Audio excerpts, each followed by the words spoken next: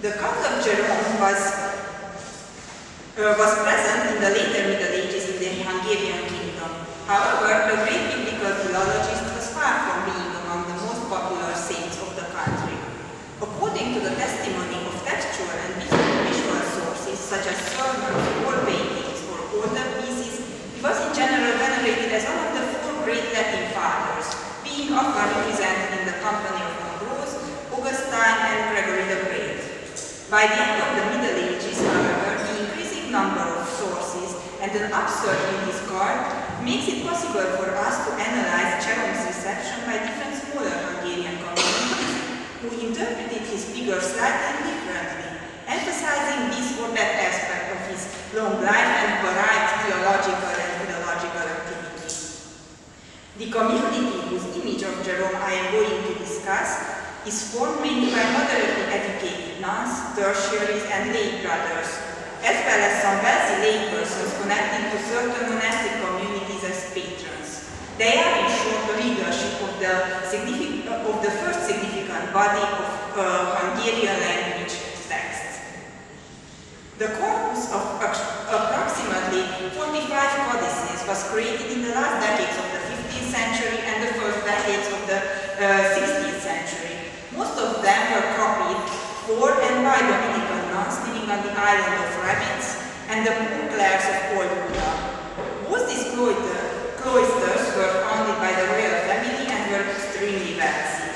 The nuns living in them usually belonged to the nobility, occasionally even to the royal family itself. Therefore, their level of education was probably higher than that of the average late medieval Hungarian nuns. Moreover, both monasteries came under the influence of the observant reform movement, which regarded vernacular literature as an important educational element. The Hungarian language manuscripts were prepared to serve as communal and private readings for the sisters whose mastery of the Latin language probably did not rise above the ability to recite and to understand in some degree the text of the Holy Office. Therefore, the manuscripts prepared for them contain the Hungarian translation of religious rules, sermons, legends, exempla, prayers, biblical and liturgical texts, as well as various treatises and teachings about religious life. Saint Jerome is an important figure in these Hungarian language manuscripts. Some of the codices contain text attributed to him, in others, legends and exempla present his life and some miracles connected to him. Two Bible translations mention him as a model. The vernacular sermon collections also often quote him as a major authority, although the general practice in transposing scholastic sermons was to omit some of the references or simply to substitute the name of the quoted author for such general terms as the doctor state that. Clearly, the translators and scribes did not wish to burden their readers with names the latter were probably not familiar with. The fact that Jerome's name was often included demonstrates that he was considered an author known even by nuns, tertiaries, and lay persons not very well versed in patristic literature. In what follows, I am going to present the Hungarian language text attributed to for speaking about Jerome, giving also a short overview on the codices which contain them. In the course of this presentation, I will underline why the given text could have been considered useful for the intended audience and what aspects of Jerome's life and the activity were emphasized as worthy of admiration and imitation. Among the works attributed to Jerome, there is only one which goes back to a text authored indeed by him. The life of St. Paul I hermit preserved in a manuscript containing legends and prayers. This was copied in the early 16th century by the Pauline hermits for a lay person named Simon, probably a patron of the monastery of Nagyváron. This order of hermits of Hungarian origin, named after Paul of Thebes, whose relics were preserved at this time in the monastery of Buda Szent Lőrinc, valued Paul's legend and his author Saint Jerome, a major champion of ascetic life. It was natural for them to wish to propagate this text even in Hungarian among all those connected to their order. The Hungarian text is not a word-for-word translation of Jerome's Vita Pauli, However, parts of it originated directly from it. The translator referred to the original author several times in such phrases as this: Saint Paul I hermit as Saint Jerome, who wrote his life testifies, etc. The compiler and translator of the vernacular text may have used the 1511 Venice edition of the legend published by the erudite Pauline Father Bailey Hartnett. Ascetic life is a topic of a religious rule attributed to Jerome during the Middle Ages, which was copied together with the legend of St. Francis of Assisi for the Dominican nuns of the island of Rabbits. The translation of the Regula Monachorum is not complete. The text ends abruptly mid-sentence. Several chapters, out of the 41 chapters of the original, only 21 can be found in the Virgilian Codex. Several chapters have been abbreviated, some have been merged together or left out. All things considered, the text was adapted to the needs of Dominican nuns.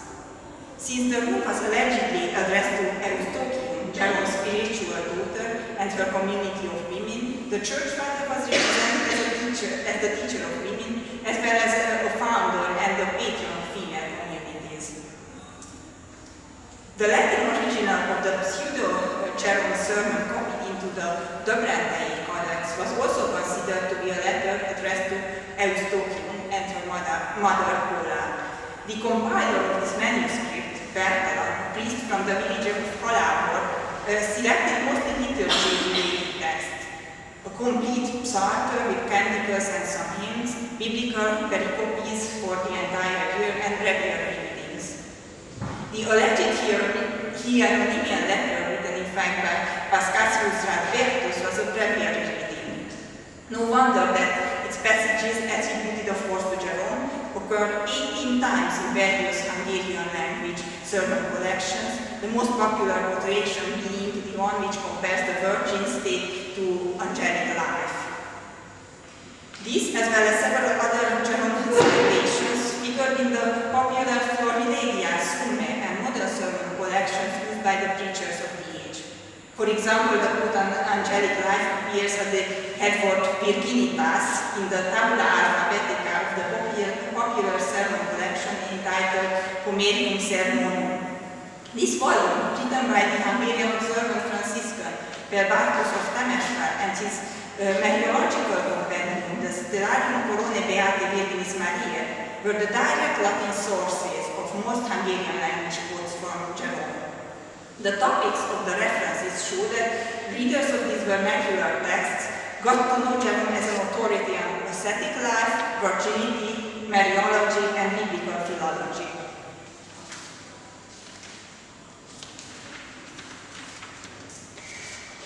It is to this biblical philologist aspect of the church father that two Hungarian Bible translators referred when naming him as a model in their works. A Transylvanian Franciscan friar, András Newton, compiled the colophon to his Hungarian translation of the Book of Judith by borrowing passages from Jerome's preface to the biblical book.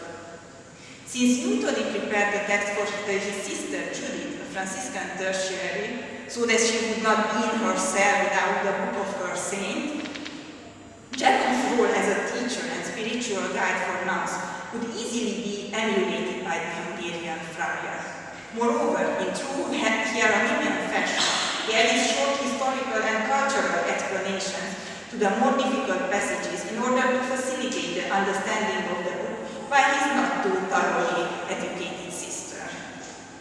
Another self-proclaimed follower of Jerome's translating activity also considered the needs of his cloistered sister as well as of other nuns and lay brothers belonging to various orders.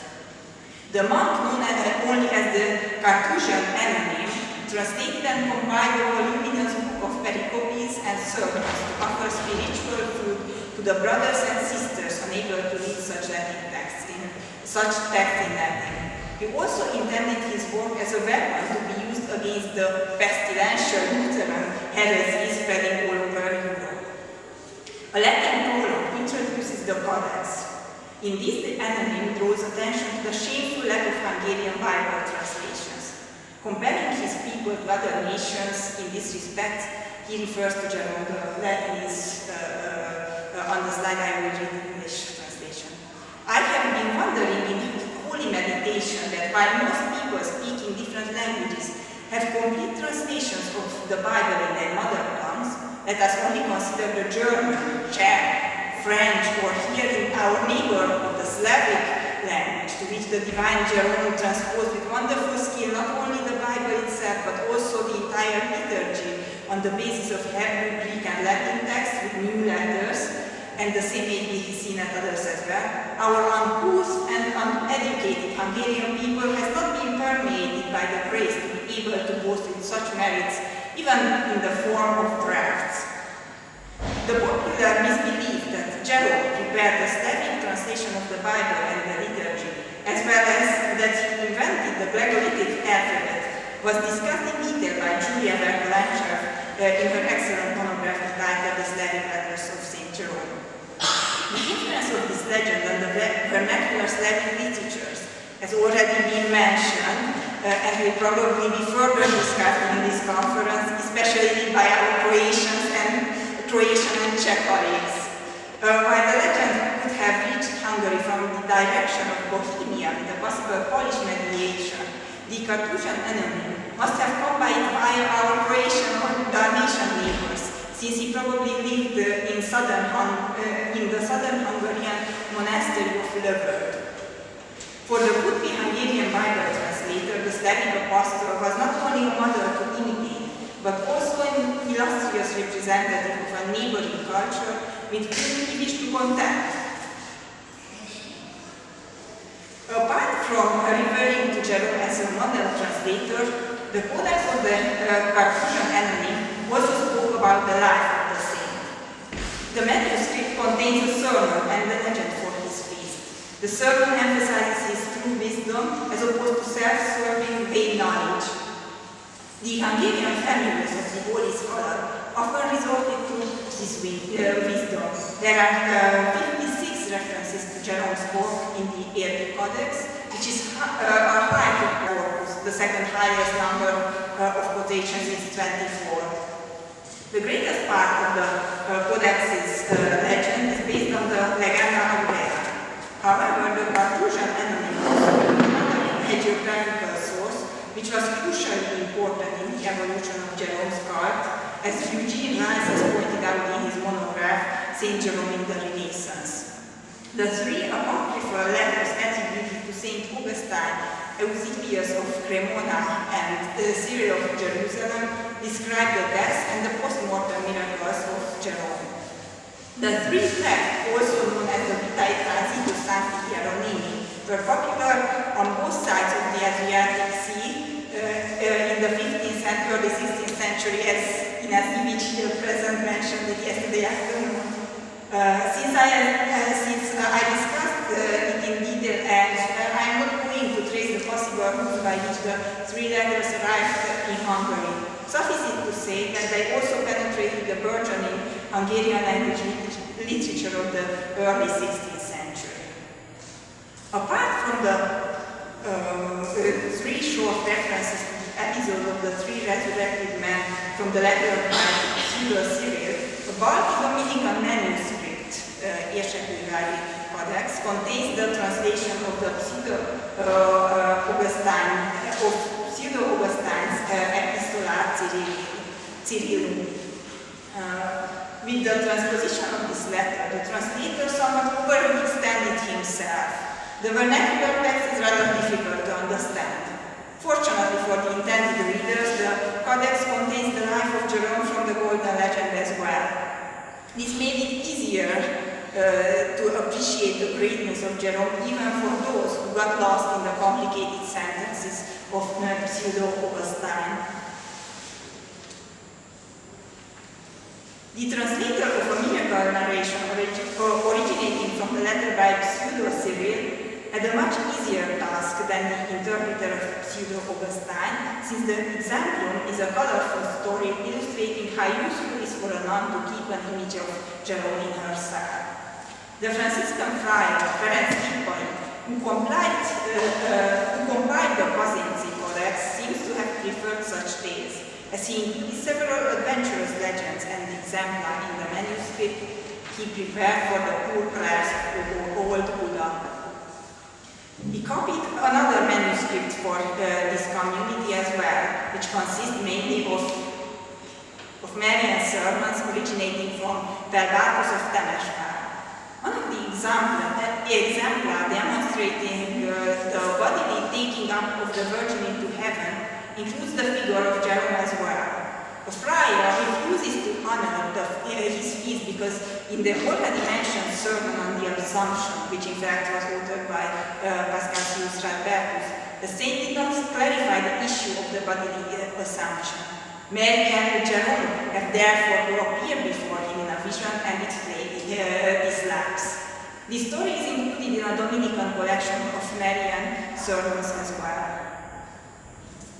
All these texts by and about Jerome suggest that the saint was well known and honored among the readers of the late medieval Hungarian language literature, being appreciated as a great Marian theologian and biblical philologist, whose austere and saintly life made him also an authority in the field of asceticism and monastic life. Finally, allow me to finish by illustrating his popularity as an authoritas with the corrected copying mistake of a scribe who was so used to writing down references to Jerome that she automatically included his name instead of Jeremiah when seeing the name of an authority beginning with a G. Thank you for your attention.